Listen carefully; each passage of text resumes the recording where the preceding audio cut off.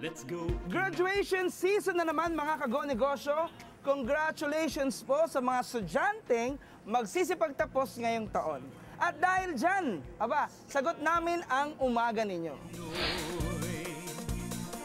Tara magnegosyo na, let's go Pinoy!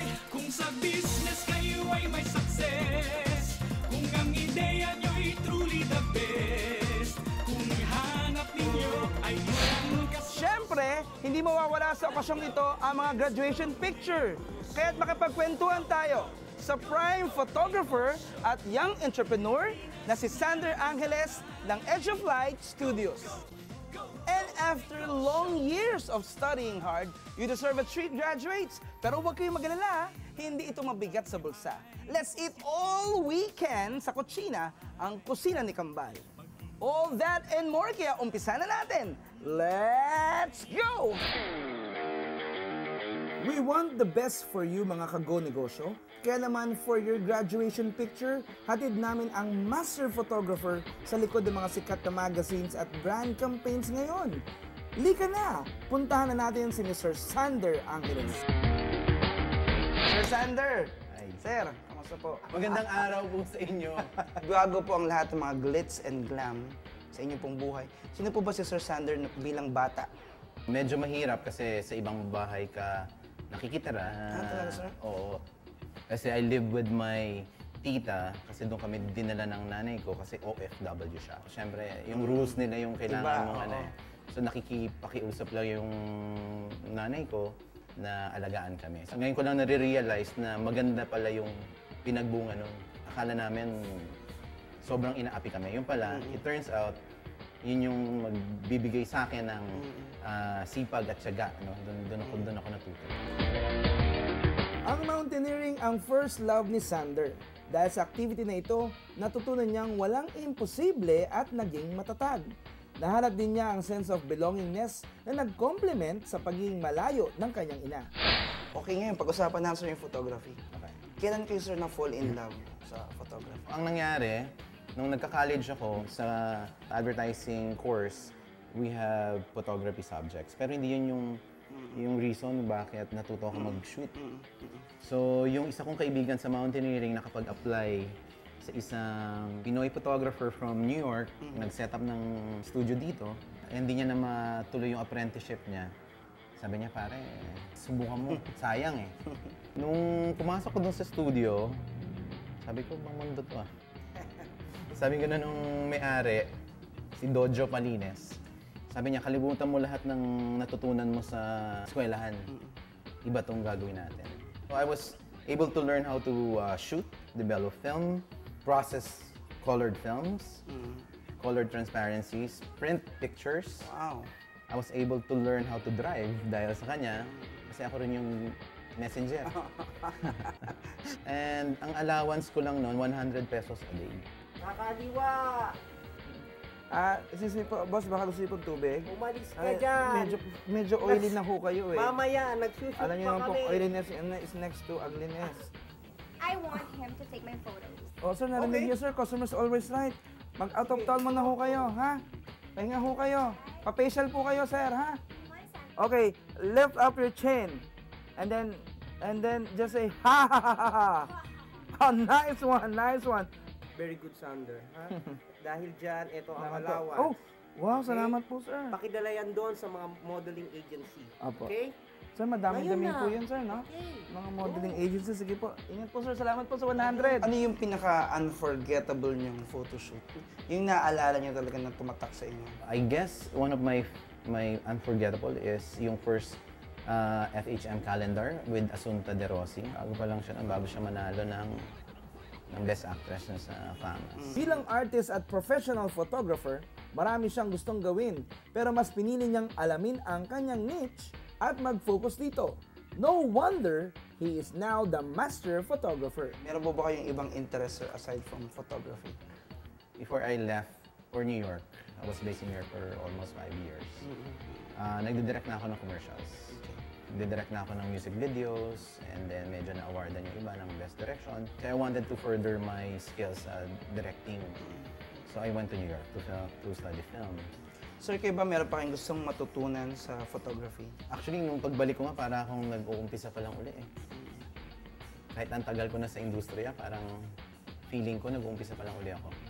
It's not just about how you hone your technical prowess and all of that. It's about how you solve different kinds of photography problems every day. Sa amin kasi parang ang photography is problem solving. Kasi may pinanggagalingan ka kung depende sa the way you were brought up, the way you were trained how to look at things. Do you have a moral in life? May pababasa ako sa'yo. Oh! Ay, ito na. Ito ang sagot. It's not right, it's not wrong, just different. Sa akin kasi parang yung walang tama, walang mali, walang maganda, walang pangit. You just have to find the right person to appreciate that. Kunyari, if you're an artist, you have to find the right market for your art. If you're a TV personality, you just have to find the right fans, the right outlet. Wow, that says it all, ladies and gentlemen.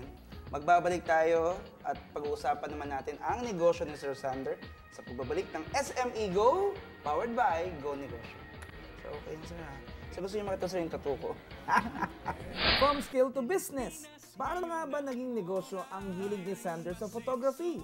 Alamin natin yan, plus ang aking pinakahihintay na photoshoot with the master photographer sa pagbabalik ng SME Go, powered by Go Negosyo.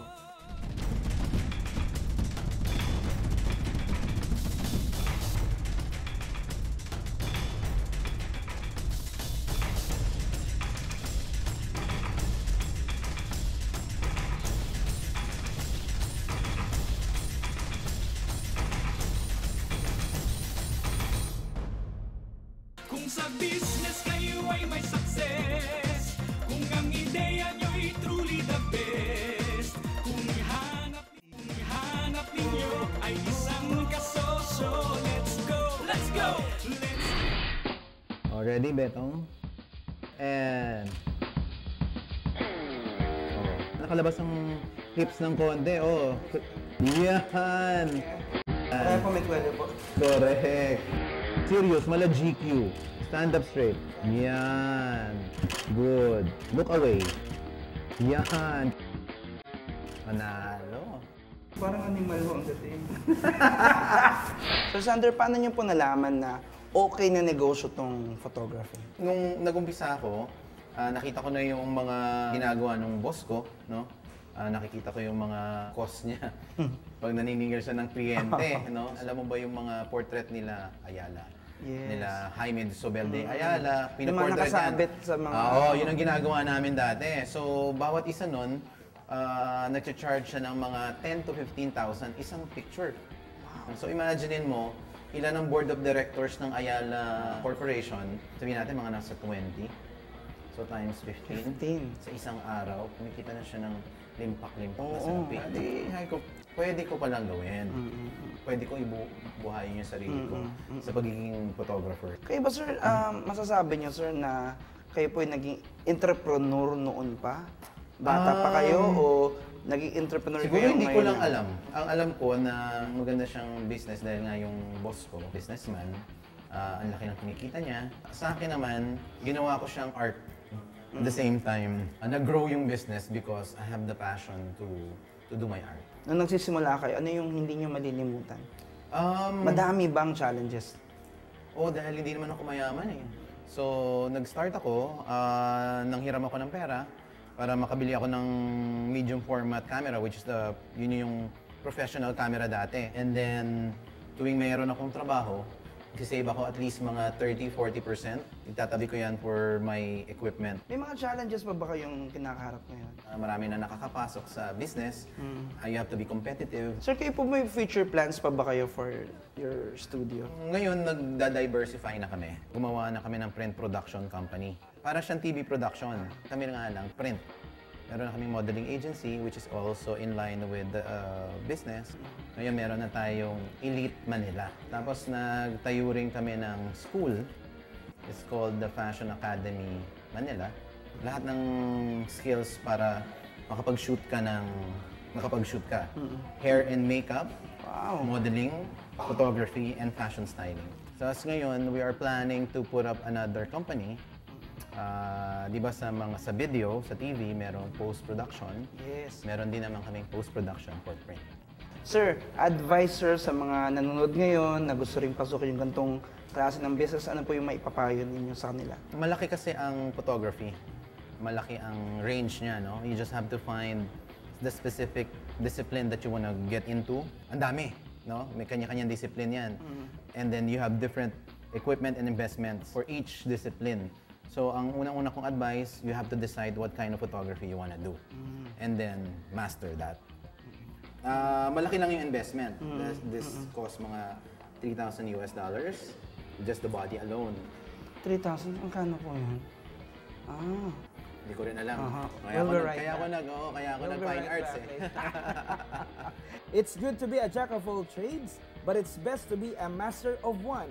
Yan ang natutunan natin sa kwento ni Sander Angeles. Up next, i-blowout namin kayo. Eat all you can. Tara na't magpakabusog sa kusina ni Kambal. Diyan lang kayo. Magbabalik ang SME Go, powered by Go Negosyo. Kayo ay may success, kung ang ideya nyo'y truly the best, kung hanap ninyo ay isang kasosyo, let's go, let's go, let's go. Welcome back, Go Negosyantes! Siyempre, hindi po mawawala sa graduation ang handaan o blowout. Siyempre, isa na rin itong pasasalamat sa ating mga graduates at sa mga pamilyang walang sawang gumabay. And we found the place that fits our budget. Kutsina, ang kusina ni Kambal. Let's go! Wow, look at that place. Amazing!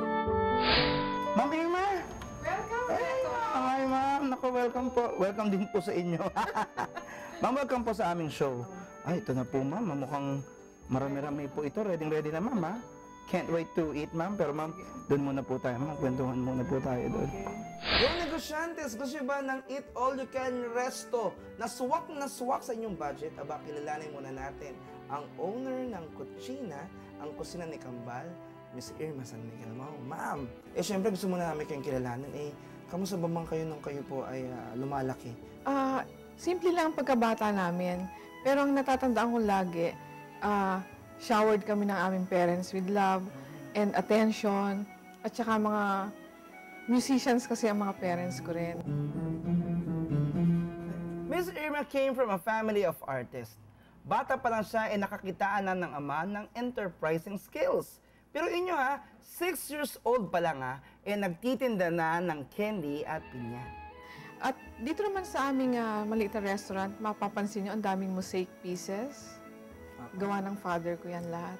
Talaga po, wow. So kayo po, ma'am, kumakanta?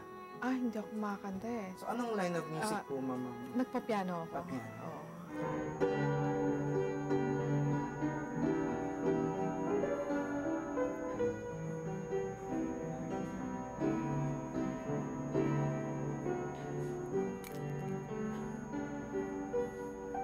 Amazing! Noon lahat kami pag natuto ng magbasa o kahit hindi pa natututong magbasa, ginagawa na nila, pinatuturoan na kami ng piano, kami magkakapatid eh. No, one more. Ano ba? Isa pa. Ang hirap naman. Ay, nako, ayoko na. Sukuan na kita. Napaka-irritable naman ni ma'am. Akala niya hindi ko kaya ito. Gagawin kong sarili kong style. Well, I'm a man of many wishes. I hope my premonition misses. But what I really feel. Ma'am, kayo ba meron pong ibang hilig pa, ma'am, aside from playing the piano? Marami kong ginagawa. But everything is parang pinupunta sa music, no? Music talaga. Oo, sa music talaga gumagawi eh. I'm not so much into sports. It's more of arts and music. Kayo po ba, ma'am, may icon po, iniidolo po? Ang iniidolo ko ay ang aking lola Bakit at po? ang aking father. Dahil sa kanilang strong character, but they're humble, very patient, and hardworking. Palagay ko, hindi na ako lalayo sa pamilya ko para sabihin sino iniidolo ko. No? sila ang talagang naghubog sa akin kung ano ako ngayon. Kayo ba ma'am may motto in life? Motto ko, I have to be persistent to be successful. Yes. Motto ba yon? Persistency is the secret to success. Wow, maganda yung pag sinabi mong yan.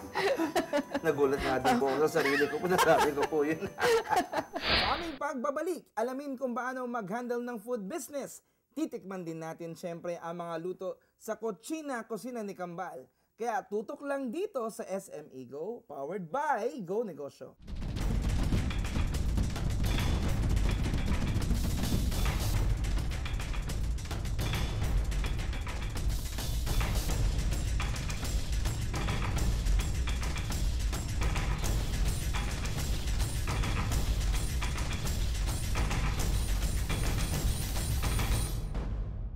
Kung sa business kayo ay may success, kung ang ideya nyo'y truly the best, kung hanap ninyo ay isang kasosyo, let's go, let's go, let's Oh, look at all this food.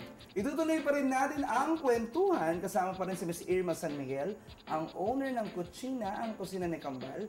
Pero mukhang mahirapan talaga ako sa pagpili dahil lahat masasarap. Itawagin na natin, Miss Irma, ma'am, kailangan ko na po ang tulong ninyo. Hello. Welcome back, ma'am. I miss you. Siyempre, hindi po mawawala ang, of course, the thing that makes the world go round. The rice. Ma'am, may tanong ako, bakit po kusina ni Kambal? Ay, maganda Bakit po hindi po tanong yan. kusina ni Miss Irma? Kusina ni Irma. Oo, kaya ma'am ganun. Kasi, nung tinatayo ko to, siyempre nag-iisip nga ako lang ipapangalan, ano? Pero talaga sobrang mahal na mahal ko yung aking dalawang kambal. Kambal.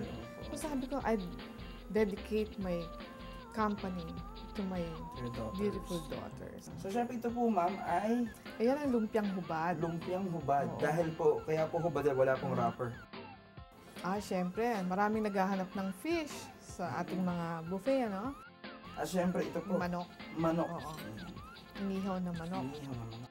At syempre, ma'am Irma, hindi po mawawala po ito. Yes, pork. Pork. Ang pork adobo. Ay, naku po, talagang parang nananawagan po siya, ma'am. Wala ko ba kinaririnig po?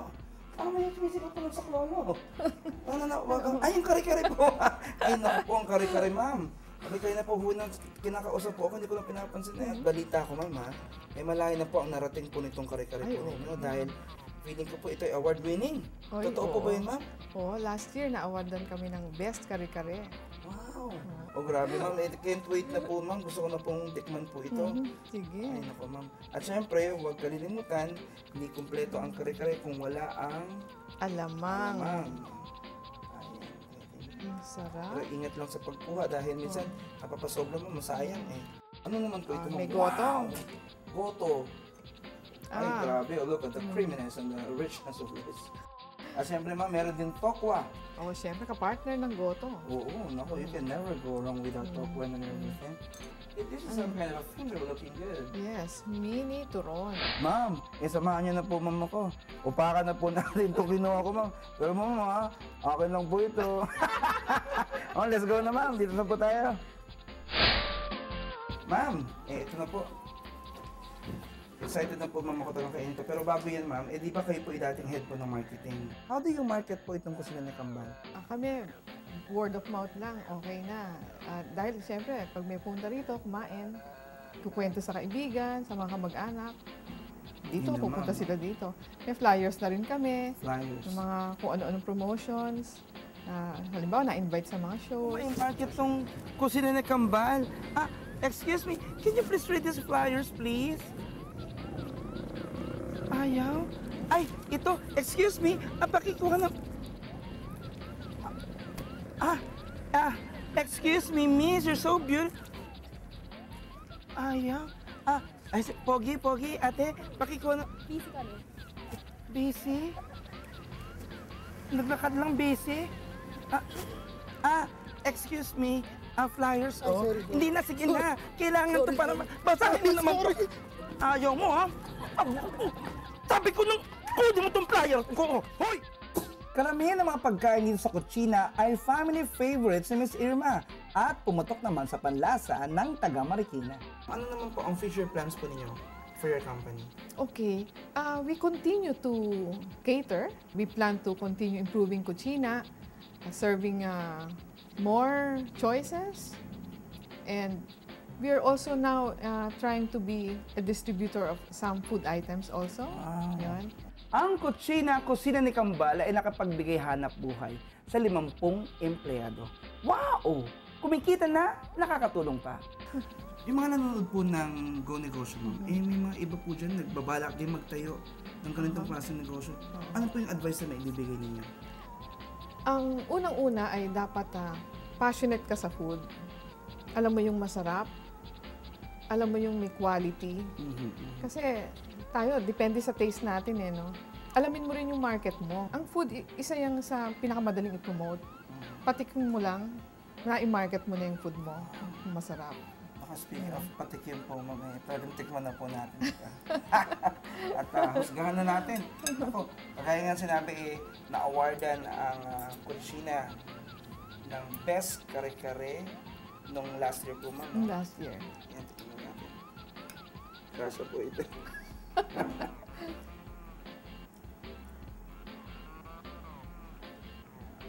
Gusto. Oh, man. So creamy. I agree with them, ma'am.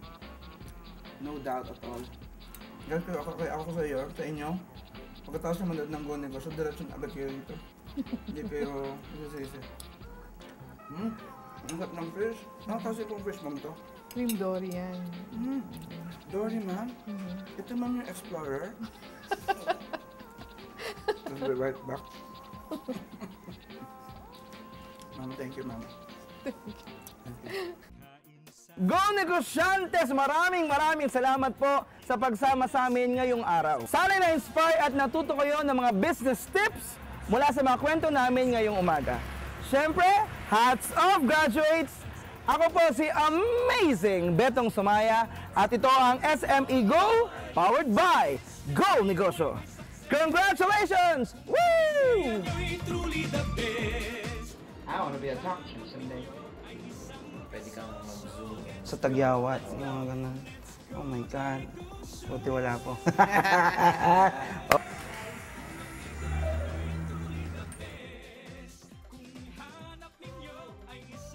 This Saturday na yan. This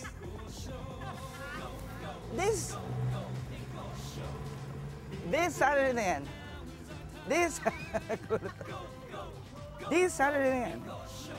But I really feel my eyes won't let me hide, 'cause they always steps too great. Galing ka doon.